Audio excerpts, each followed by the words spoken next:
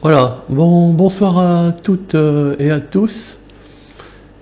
Et bien voilà, j'ai fait cette petite vidéo parce que j'essaie de comprendre un peu comment marche le simulateur sur KiCad. Et là j'ai des difficultés. Donc j'ai décidé de faire cette petite vidéo. Peut-être elle tombera sous les yeux de quelqu'un qui s'y connaît bien. Voilà, donc je suis parti au départ d'un... j'ai pris connaissance d'une vidéo YouTube de Eric Perronin sur le sujet. Et ensuite j'ai dévié parce que lui il traçait on va dire des courbes caractéristiques des transistors. Et moi ça m'intéresse un peu moins, donc je suis passé plutôt, allez j'ai dit je vais aller voir un petit peu comment ça se passe si je bloque, sature un transistor. J'ai pris le même transistor que lui. Voilà, je suis en train de tracer le schéma pour que, eh bien éventuellement vous voyez là où je pourrais me tromper. Donc voilà, là je trace le schéma. Pour l'instant rien de particulier, c'est du KiCad pur. Ça peut peut-être être intéressant pour les personnes qui ne sont pas familiarisées avec KiCad et de voir un petit peu que cet outil est quand même très simple, très et puissant. Voilà. Donc une résistance de base, une résistance de collecteur, un transistor NPN. Là, ici, je vais créer les 0 volts compatibles SPICE.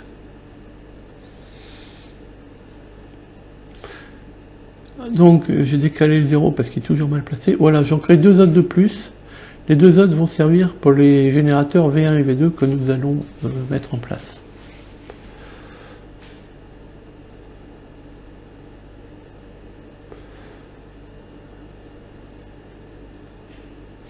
Voilà, c'est fait. Maintenant, on vient mettre l'émetteur à la masse.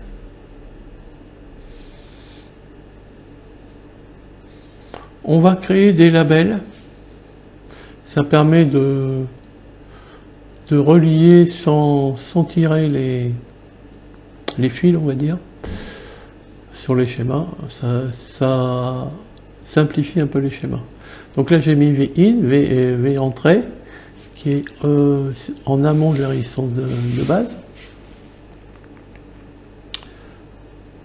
Maintenant je vais aller créer plus VCC. VCC.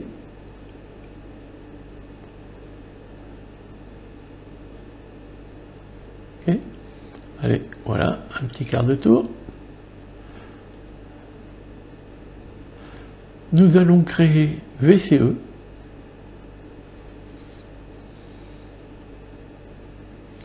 Tension collecteur émetteur.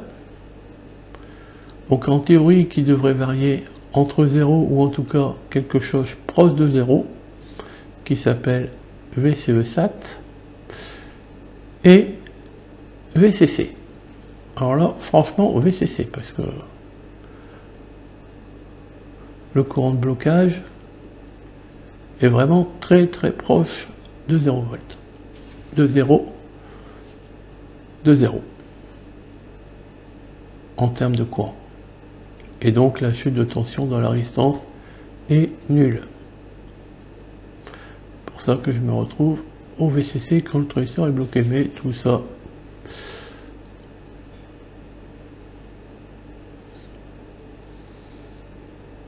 c'est très simple, comme diraient certains. Voilà, donc j'ai créé le générateur qui va s'appeler V2 par la suite.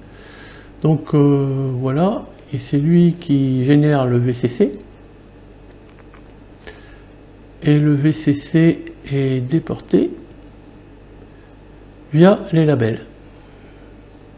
Voilà, là j'ai disposé un 0 volt pour V-in. Et là j'ai fait une duplication de VCC. On fait les liaisons qui vont bien. Bien entendu, ce générateur va s'appeler V1 en termes d'objet, mais il va fournir V-in.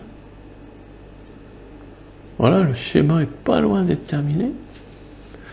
Alors qu'est-ce qu'on va faire? On va numéroter les composants. Numérotation automatique. On peut le faire à la main si on veut.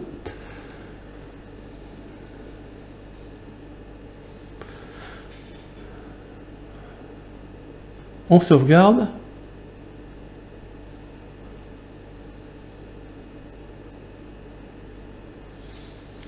Maintenant, nous allons passer à, on va dire, la valorisation des composants, c'est-à-dire des résistances surtout. Mais avant de faire ça, on va aller vérifier si notre BC547 est bien connu dans LTSpice. Voilà, lib, CMP, et là on a les standards BJT, et on regarde si on a bien un BC547.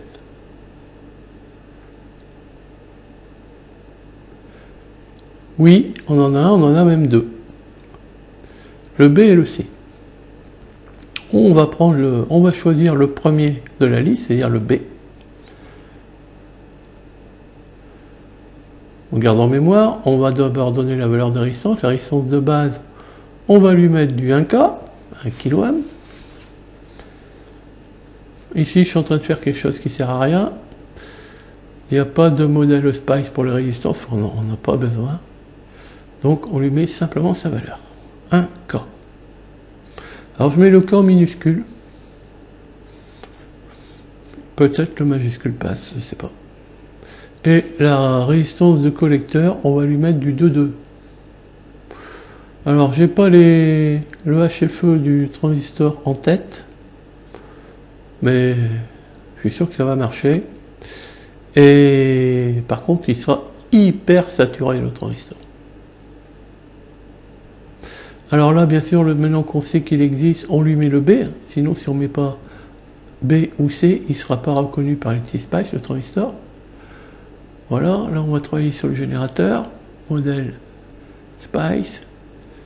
Allez, je mets d'abord un, mais voilà, on vérifie qu'on est bien en unité de tension.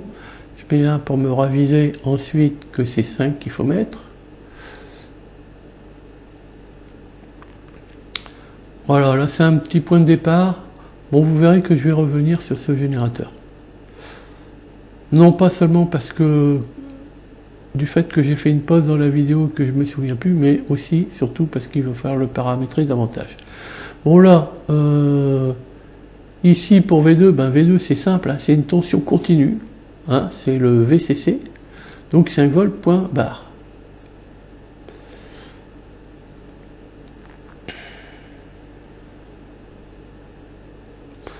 Bon, comme je disais, j'ai fait une pause, donc j'ai une petite mémoire, donc je vérifie tout. Sauf que là, il faut bien échanger des choses. D'ailleurs, je l'ai changé pendant la pause. Voilà, là j'étais mettre tous les paramètres du générateur. Donc ici, voilà, en impulsion, la valeur initiale est de 0 volts, la valeur d'impulsion vaut 5 volts. On démarre à temps T0, les deux francs montants et descendants sont parfaits. La durée de l'impulsion est de 500 millisecondes. Et la durée de visualisation du graphe est de 1,5 secondes. Voilà, V1 est sélectionné. Alors, comme je suis quelqu'un de prudent, je retourne sur V2. Là, j'ai bien 5 volts, point barre, rien d'autre.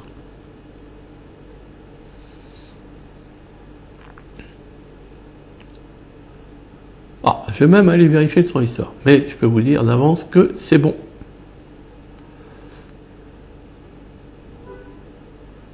Voilà, le B, il est bien.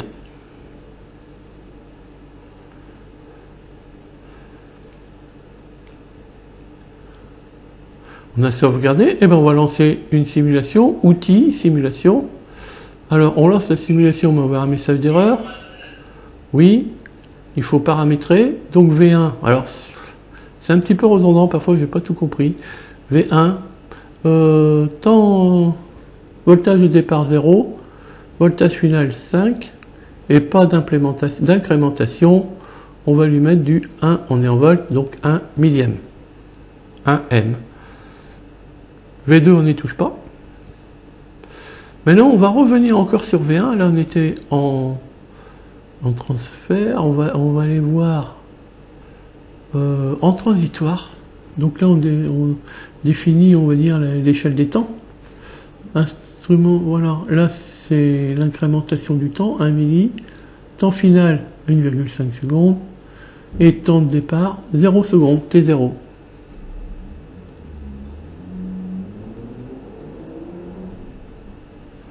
Voilà. Allez, on va relancer le simulateur. Alors, on va d'abord voir si le VIN est pris en compte. Oui, c'est bon, on passe de 0 à 5 à T0, à 500 millisecondes, on redescend à 0, et après on reste à 0 jusqu'à la fin du graphe, c'est-à-dire 1,5 secondes. Et ben voilà, c'est le seul point qui fonctionne dans ma simulation. Tout le reste, on va voir que ça ne fonctionne pas. Voilà, et ça me fait soupçonner. En fait, mon transistor, j'ai l'impression qu'il n'est pas reconnu par LT Spice. Je ne sais pas pourquoi. Je comprends pas. Donc, d'où la raison de cette vidéo. Là, je fais plein d'essais qui démontrent qu'en fait, que ça fonctionne pas, mais qui me donnent pas l'explication. On voit que le courant dans le transistor est toujours égal à 0. Voilà, c'est le trait horizontal. Là, il est bien sur 0. Il faut prendre l'échelle en milliampères à droite. 0.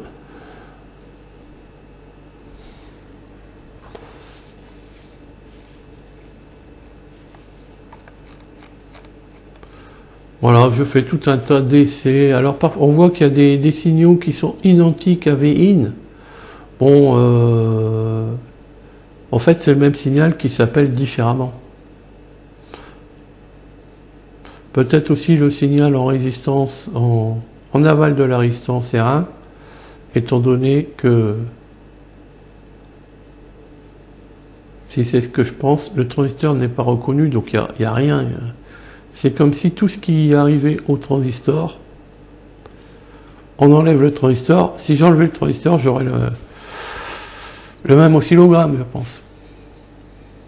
Voilà, donc les erreurs sont en amont, je pense.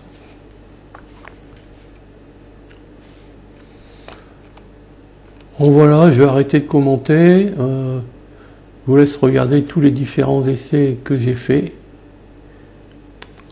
qui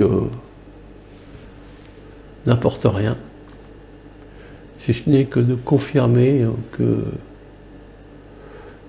mon transistor, c'est un bloc de pierre. Voilà, c'est tout, il n'y a rien d'autre.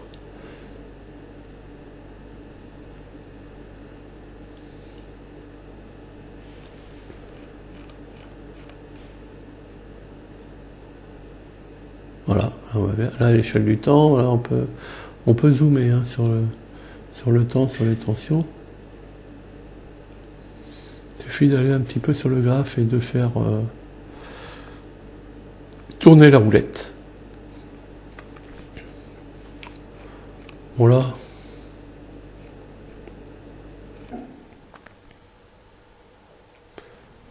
Ça se termine. Hein.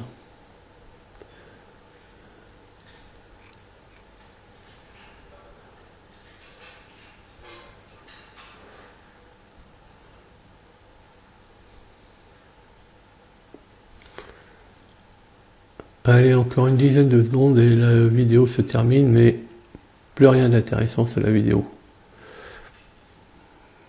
À partir de maintenant, vous pouvez quitter la vidéo. Là, vous voyez le schéma à nouveau. Je ne sais pas pourquoi d'ailleurs.